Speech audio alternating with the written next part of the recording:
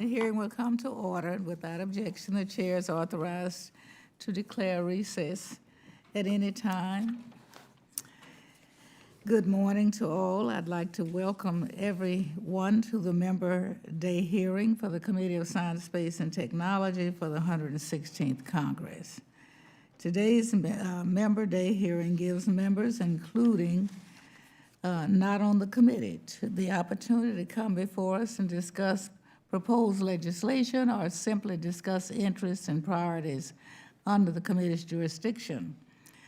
We have 4 members before us today, if the next 2 will come.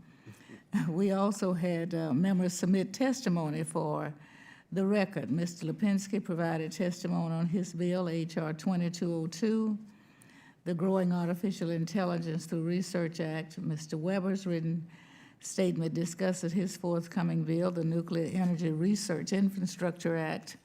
And Dr. Foster's testimony covers an assortment of topics within our legislative jurisdiction, including the importance of national laboratories, perils of human genetic engineering, the need for investment in artificial intelligence, and priorities for NASA funding. That testimony will be entered into the record and has previously been distributed to all committee members. I'd like to welcome our colleagues testifying before us today, and we look forward to hearing your thoughts on these very important policy areas. It is my desire to have this committee work in a bipartisan manner because we must all work together to tackle the many challenges in our jurisdiction, including science education, energy research, national competitiveness, and climate change. I will now ask Mr. Lucas if he'll have an opening statement.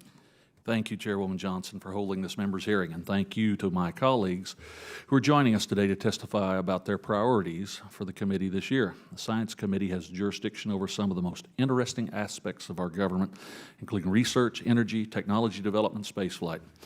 I welcome my colleagues' thoughts on these issues, and I look forward to your testimony, and I would simply note, as I yield back to the chair lady, that that spirit of bipartisanship and the effort with which we've all worked together has gone amazingly smooth, and I very much appreciate her efforts. Yield back, Madam Chair. Thank you very much. Now, if there are members who wish to submit additional opening statements, your statements will be added to the record at this point. Now to our testifying colleagues, we will have one panel, and each of you will have 5 minutes for testimony.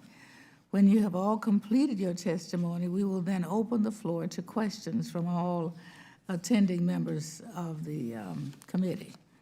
We will begin with Mr. Norman, and you may begin your testimony. Thank you so much, Chairman Johnson and Ranking Member Lucas. Thank you all for having this. It's a little bit weird sitting on this side of the aisle, but thank you for having this. I have a special heart for veterans.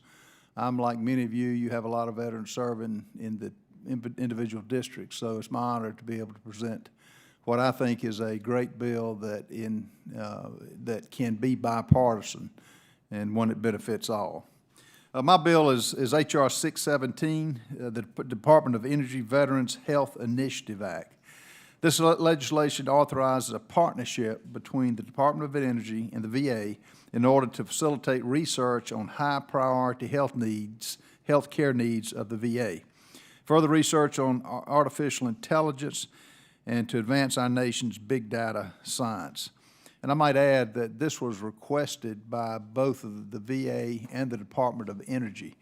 The VA is good on a lot of things, but what the VA is lacking is the ability to have information stored. They don't have the computers to do it, and that's why the DOE has that, and both of them requested it. I introduced this bill last Congress and was thrilled to see it pass the House unanimously. I was proud to reintroduce the bill again this Congress and was glad to see that it retained bipartisan support. I'm grateful to the many members of this committee who co-sponsored this legislation, including the continued support from Ranking Member Lucas and my friends across the aisle, Mr. Lipinski. Even more encouraging for our nation's veterans is that Senator Ernst introduced a bipartisan Senate companion to my bill. Under the VA Voluntary Data Collection Program, the Million Veterans Program, the VA has collected detailed health information and genomic data volunteered by over 600,000 veterans. They volunteered this information.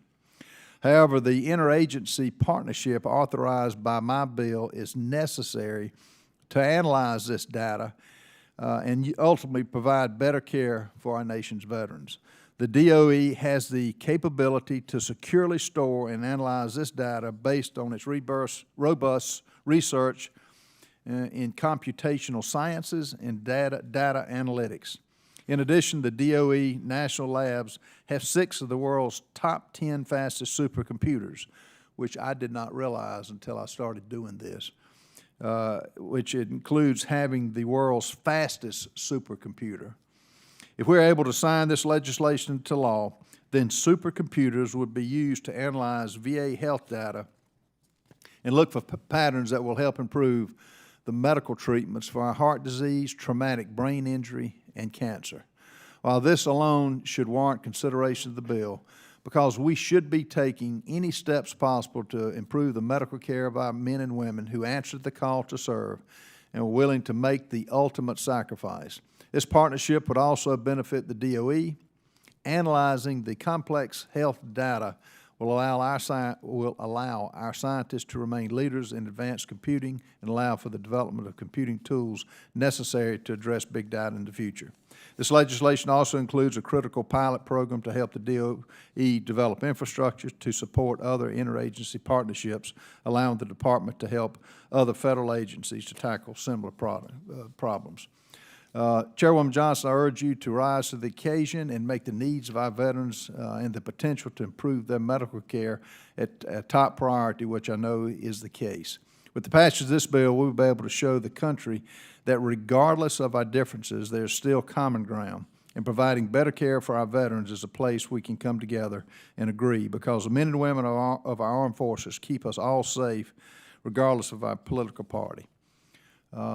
By supporting this bipartisan legislation, we are showing our veterans and the nation that we can work together for the greater good.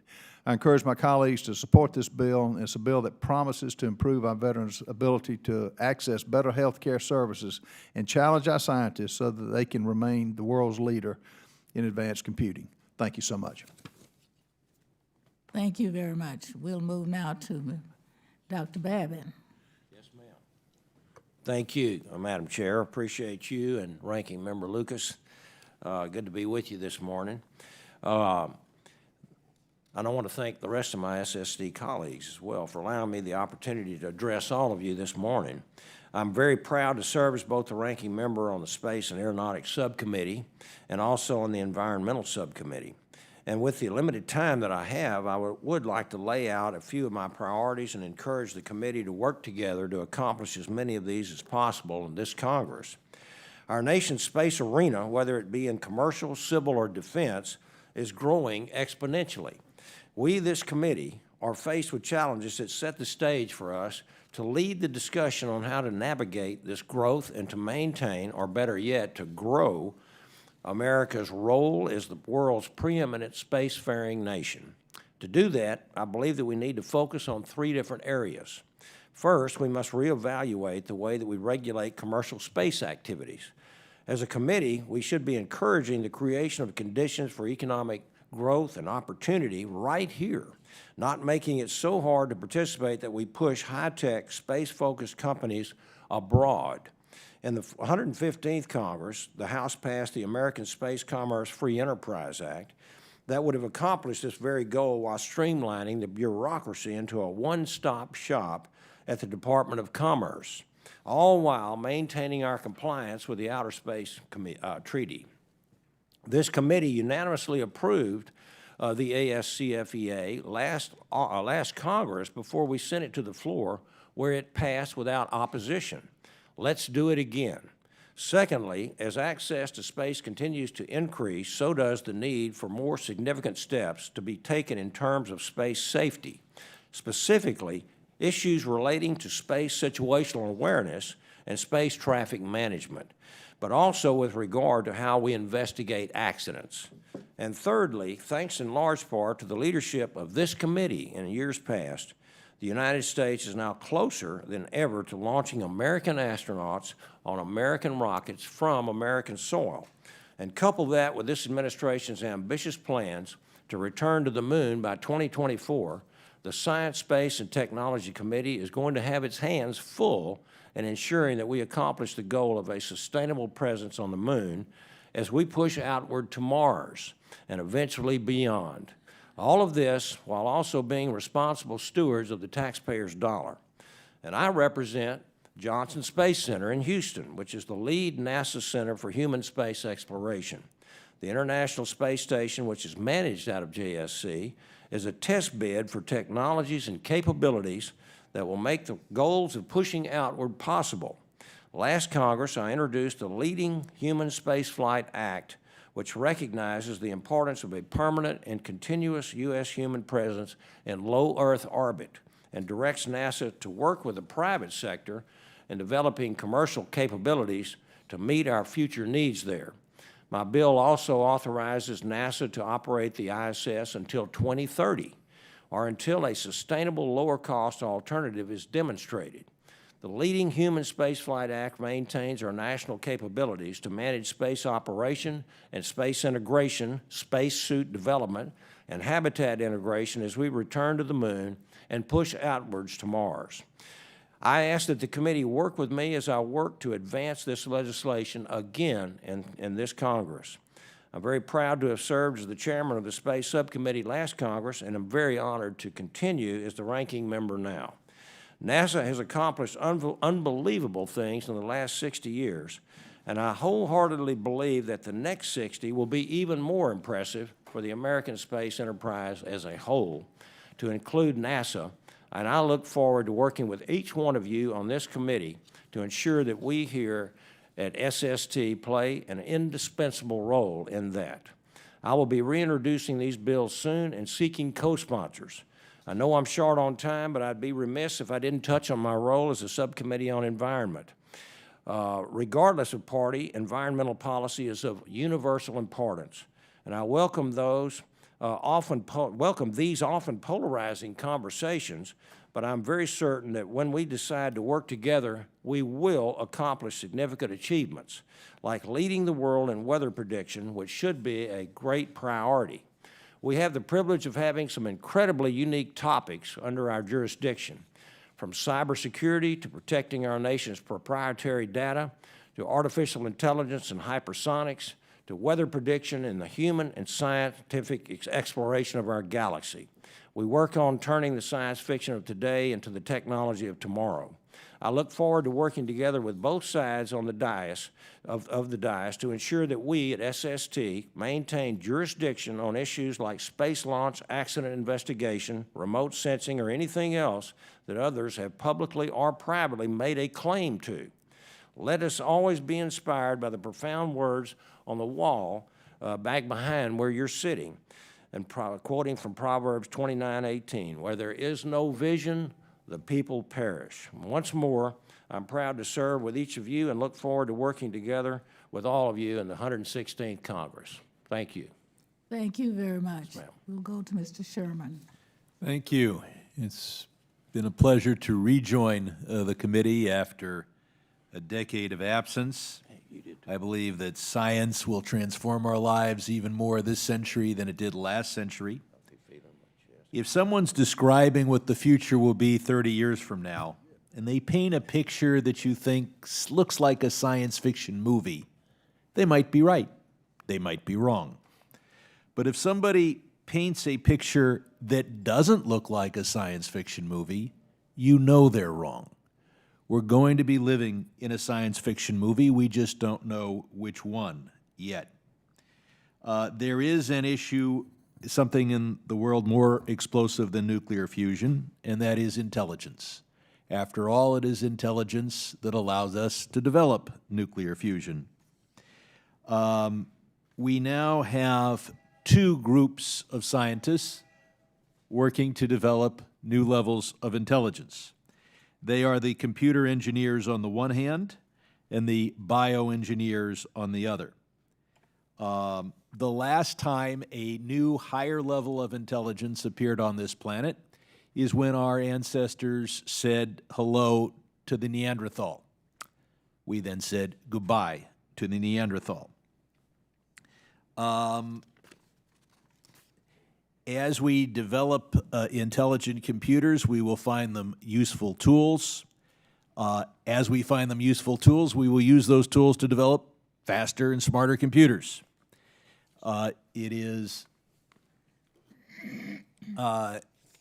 We had a hearing in this room in 2003 in which experts said that computers would reach human intelligence within 25 years. I think they might have been a little premature. It might be 30, might be 35 years from 2003, which means next decade or the decade after. There are those who say that even if a computer is intelligent and malevolent, it's in a box and can't affect the world. But I believe there are those of our species who would sell hands to the devil in return for a good stock tip. What I do draw solace from is that computers may be intelligent, but that does not mean they'll be self-aware or ambitious. By ambitious, I mean a desire to protect themselves, expand, and affect the world so that they can do that. My pet mouse, my computer doesn't seem to care whether I turn it off or disassemble it. A mouse does. That leads us to the next form of enhanced intelligence, and that is what the bioengineers are doing. They can start with human DNA, and we're alarmed by what happened in China, where the CRISPR technology was used to create a, quote, designer baby. And they could also start with the DNA of some other mammal. DNA is inherently ambitious. Those microbes that didn't seek to replicate and survive didn't. So you could view this as a contest between the bioengineers and the computer engineers to see who will be first in developing superintelligence. Will our successor species be carbon-based or silicon-based?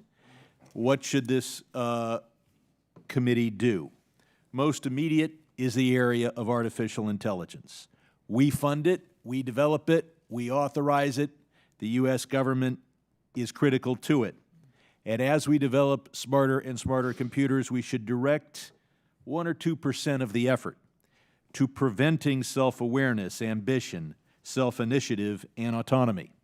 This should be done both by requiring that those who do research in AI have separate studies focused on that and build it in.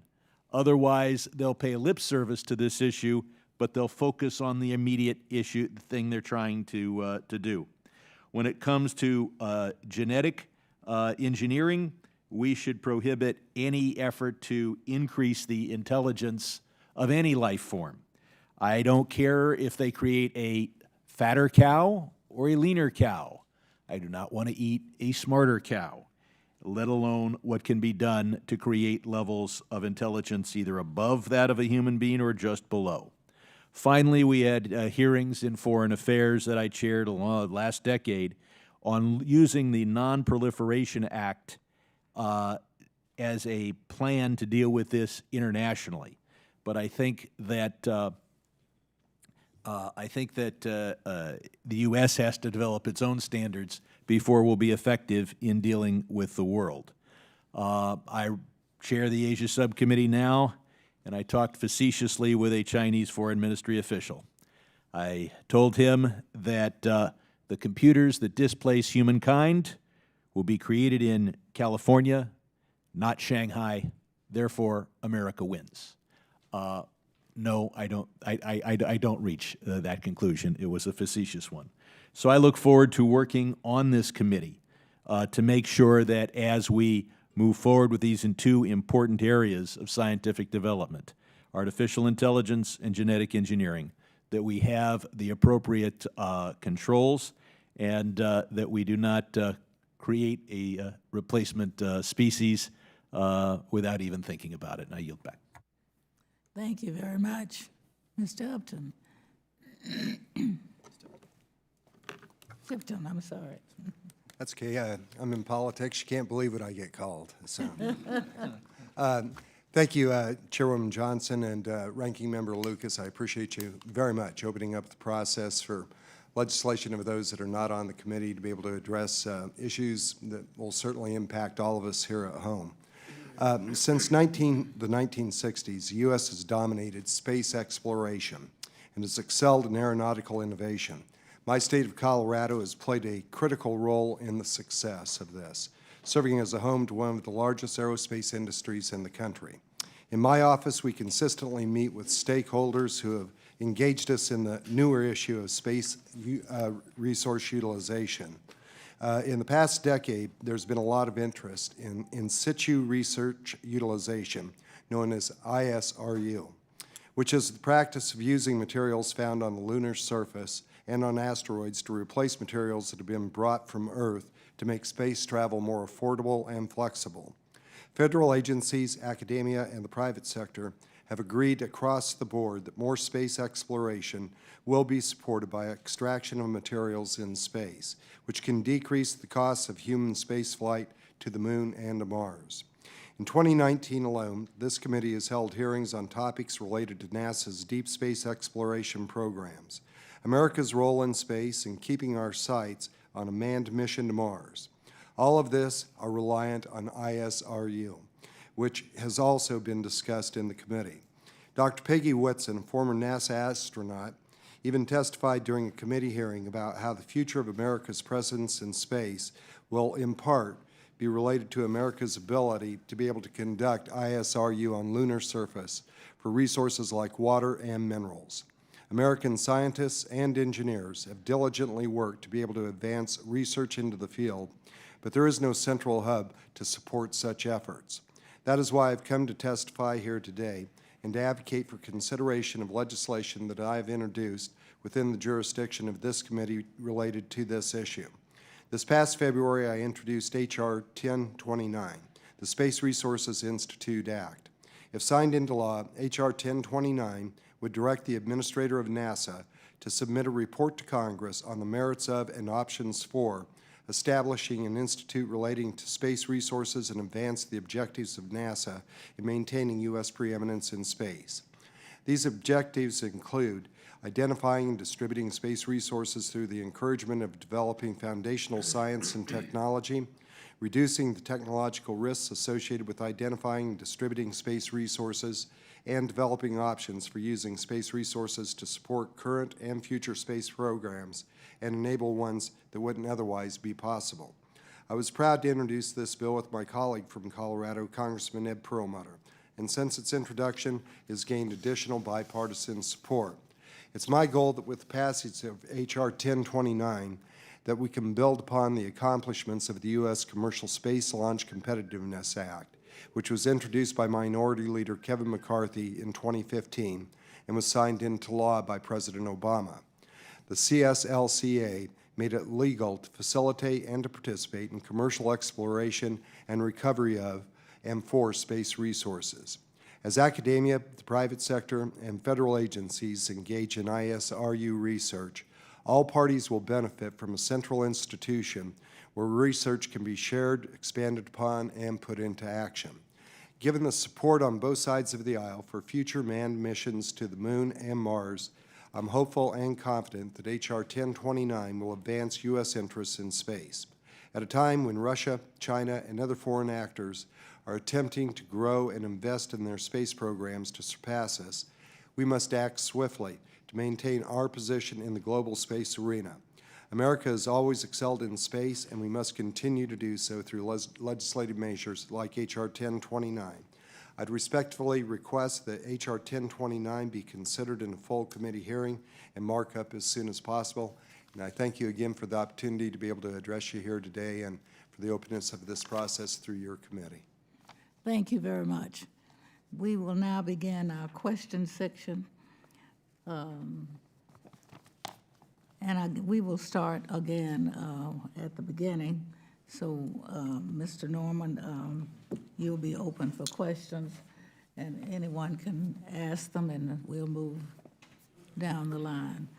The question I'd like to ask you is that in your bill, HR 617, is it only limited to the areas, the medical conditions of which you identified? Yes, ma'am. It's based on the medical information that the veterans have donated that they can use, the DOE can use to further the treatment, try to predict who's going to get what. But yes, it's the medical data that the veterans have given to the administration, to the DOE. The reason I'm asking that is because trying to get the records organized and compatible between the time the veteran leaves military service to the VA has been very difficult. And mental health is one of the critical areas that is not being addressed right now with the VA and timely. And that's why I ask you that question. I think it's, the bill has merit. Are these areas in which the Department of Energy has great information now, or which they just want to share it for compatibility? Yeah, and I consider, like, the mental illness, PSD is a part of that. And I know we visited Dorn, which is a hospital in my area. The veterans who are coming back from, whether it's the Vietnam War or Iraq, that's a medical condition. So whatever they can get the data on, that would be included. Okay. I have the second largest VA hospital in the nation in my district, and we see the problems on a day-to-day basis. That's my largest district office casework load, is complaints. Mine too, Chairman Johnson. I tell you, the suicide rate is a direct result of just what you're talking about. And that's why it's so important. If you don't have the backup data, how do you, and if you can't find it like you say, then how do you act on it? And the whole, I know in my district, one of the big things is the suicide rate, which stems from medical illness and mental illness. And mental illness is triggered by the PSD that a lot of them suffer. Yes, that's very true. Our community has seen it very clearly. We had 4 policemen killed a little over a year ago, 2 years ago now, that was a mentally ill veteran that had not been able to get seen for a year at the VA. And so, and this continues. It has had really no improvement. Taken 6 and 8 months for patients to get a psychiatric appointment. And then all of those external services like home health care are going out of business because they can't get paid from the VA. And so I just thought if we're going to link with another agency, if we could have information that would help to close some of these gaps because of the rapidity of which they could be addressed with that computer service. I agree. And in my office this week, on Police Week, we had 6 police officers. 3 of them had gotten shot. And guess who did the shooting? A veteran from the Vietnam War who was on the SWAT team, 65 years old. And one of the issues we face is a lot of them are quiet. You know, mental illness is something, how do you address it? And it's kind of it's a two-edged sword. That's why the value of this, if we can have data that, however small, it will pay dividends on down the road. Maybe this veteran could have gotten some help to stop him from opening fire on the officers, killing one and wounding the other. So it's something that's well overdue, and I think will save lives in the long run. Well, thank you. Any other questions? Yes, Mr. Baird. Thank you, Madam Chair. And Congressman Norman, I would make one comment. I can't resist making a comment about the Vietnam veterans and the PTSD. I think you have to recognize also that when we came home from that war, we did not receive the welcoming that they had for prior wars and so on. And I think that had an impact on those veterans. But in any case, I really appreciate you making this effort with this bill to help veterans. I do think information of this kind can be useful, particularly in helping them identify what appointments, where to go, and keeping track, doing the follow-up on that. Because if you, as the chair lady mentioned, it gets a little frustrating for veterans in order to try to make appointments, get appointments canceled, even getting through to the VA system. And so I think having this kind of data, as long as we can protect the individual privacy, I think having the data to make quicker decisions and more relevant decisions would be good. So I commend you for that. I guess I'm supposed to ask a question, aren't I? So the question to me is, You got 5 minutes to do whatever you want to do. okay, thank you. I guess my question is, can this program with the DOE, because they have such capable computers, also help that making appointments and enhancing the computer system that the VA operates with today? Do you think that's Thank that you, part? Congressman Beard. The answer is, if the answer is yes, short answer. But to explain it further, you've got to have measurables to go by. What greater service can we provide than people such as yourself, when you call in with a particular illness, be able to say, we've included your data along with others. Here is what some treatment can be. Here's what, based on the information. If you don't have the information, you really can't. It's like flying with a blindfold on. You don't know where you're going, or driving with a blindfold on. So yeah, I think it'll help all the way around, and it'll help that hospital. When you have data that's pulled up, particularly if it's from that particular hospital, the supercomputer will be able to file individual cases with that particular illness, and you'll be able to address it directly and ask that hospital if a veteran has not gotten a timely response. This is the information we gave you. Why haven't you responded? Because a lot of these veterans are not getting, particularly on some of the surgeries they need, they're being put off time after time again. And we got involved with some cases where the veteran could not afford to drive to the hospital. So we said, we don't know, if you need to tell us why this veteran can't get there. Just saying you can't do it. We need to look further and say, well, if we can provide either the means to get there, or have a family or a friend to do that. So yeah, it's just it's a being able to accumulate information and use it. This isn't something that's going to be stored and left and it's just not used. Thank you for the question. Thank you. Thank you. Mr. Conlon. Thank you, Madam Chair. Representative Norman, interested in the additional pilot program activity for DOE to see and explore where there might be some other interagency interaction. Is there anything that you have in mind that you think they might connect with in terms of an agency and a social or programmatic issue? Yes, sir, Congressman. I think one of the advantages and why we put the pilot program in is to give it time to see what works and what doesn't work. And we're going to put the burden on them to come up with whatever tools they can use from any other agency that could provide not only the information, but the backup information.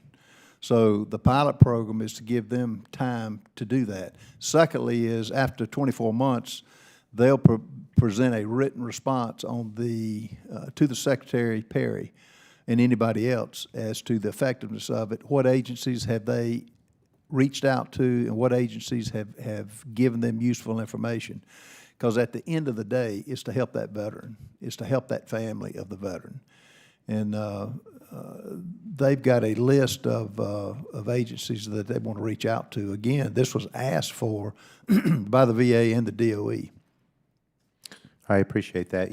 I think, Madam Chair and the ranking member, it seems as though there's so much data compilation in our given world, and the big challenge to all of us as a society is to make sense of all that data that's compiled and to put it to good working use. So it seems like this is a good opportunity for us to move forward and respond in the interim to the needs of the veterans.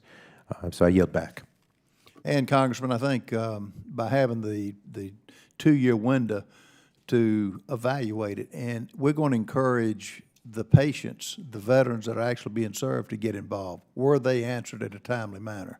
Were the symptoms and the issues that they were having medically, were they addressed? So this is an interaction between not just the two agencies, but the veteran to get his opinion, the patient. And that's what's exciting about this. Thank you very much. Any other questions on this issue? If not, thank you very much for your presentation, and we look forward to working with your bill. Now we'll move to, any other members at the dais here would like to comment or ask questions on this particular bill?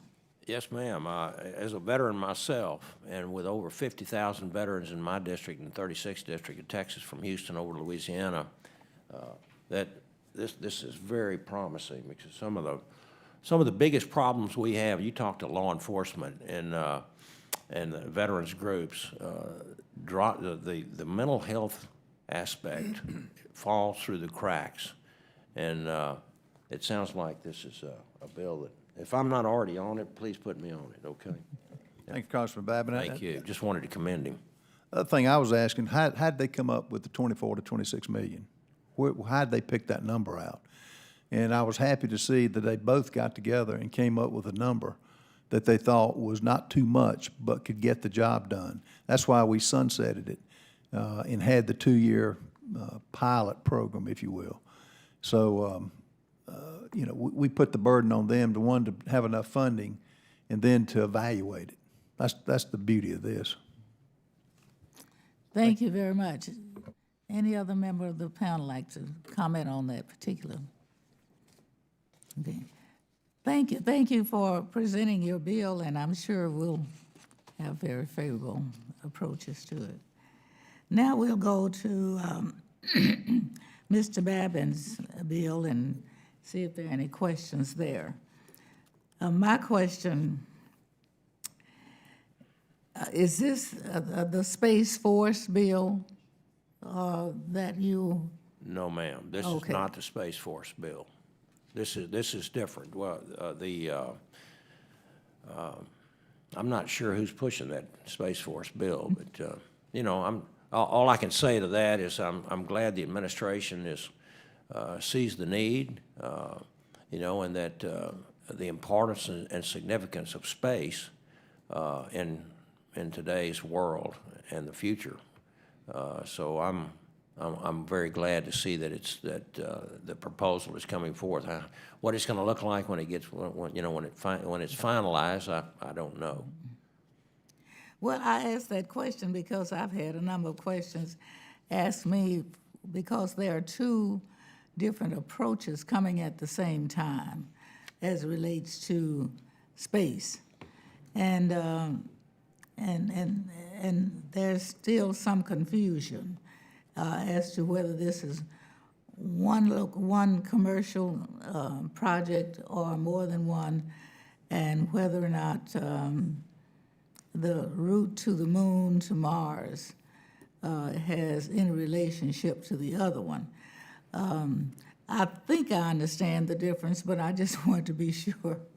Okay, maybe I misunderstood your first question then. I thought you were talking about the proposed Space Force that the President proposed months ago. Is that what you're talking about, or are you talking about the I'm really asking for the delineation. There's some confusion as to whether or not the Space Force is going to be intertwined with the vision of going to the moon, to Mars. I think they're very different. Yeah, I have not heard anything about that. My bill would be I've actually got a couple of bills that I mentioned in my little opening there. The first one is the American Space Commerce Free Enterprise Act, which we passed out of committee last year. and we never could get it through the Senate, unfortunately. But what that would do would be to streamline the bureaucracy. We don't want a regulatory bureaucracy that drives commercial space companies out of the United States overseas. We want to make it as easy as possible for them to do business here and have a one-stop shop so they don't have to go to various agencies for licensing and what have you, that they would be able to go to the Department of Commerce, and that would facilitate a lot more ease for them to get their their projects done and their launches and licensing, et cetera. As far as your question about the Space Force, that's got a military aspect, and I'm sure that what we develop on the civil side certainly can enhance the war fighters. But that's not what my bill addresses. Okay, thank you, Yes, ma'am. Mr. Barrett. Congressman Babin, I have just one question, I think, as it relates to your first concern there about the way we regulate commercial flight. I guess I'm really concerned about, you mentioned something about not having so much regulation that we end up forcing it to other countries. I just thought I'd give you a chance to have a second thought on that and make sure that I understand what you mean by that. Well, the way things are currently, it's surprising, but many of our commercial space companies, whether they be American or foreign, we need to facilitate them to want and enable them to come to the United States to do business. It's a multi-billion-dollar business. It's going to do nothing but grow in the future. And you'd be surprised, but some companies go to Luxembourg or other foreign nations because they have a lot less red tape to go through. And so this is what our bill is all about. And we just want to make sure that we have a burgeoning, robust space program that is second to none in the world, and that people want to come to the United States to do business. Because, as you know, our administration wants public-private partnerships. We've seen amazing things develop out of our commercial space industry over the last years. Reusable rockets. Who would have thought, 25 or 30 years ago, we'd have private companies that might be able to land men on the moon and women on the moon. We want to make sure that the United States is the center of that world. Thank you. I yield back. Yes, sir. Thank you. No question. Thank you very much. Now, for our last two members, I don't particularly have any questions for either of you, but if you have further statements or if you might have a question for either one of them, Mr. Tipton or Mr. Sherman. I think I'm good. Okay. But I would just stress how important it is as we deal with artificial intelligence to not just focus on the immediate problem at hand, how to develop a computer that will give us better insight into weather, et cetera, or whatever else we're focusing on, but that we also focus on avoiding self-awareness and ambition. I yield back. Thank you. Any further? Well, again, thank you for the opportunity. A few of us the other night went to First Steps, a showing down at the Air and Space Museum, talking about when we sent man to the moon for the first time. And I think the great blessing really of this committee is to be able to look out into what is possible, not what is. But what is possible can certainly impact what is to come, and I appreciate really the progressive nature in terms of being able to let us reach to our highest and to our best levels, and again, for the opportunity to be able to come in, and would encourage your support for our legislation for the in situ mining.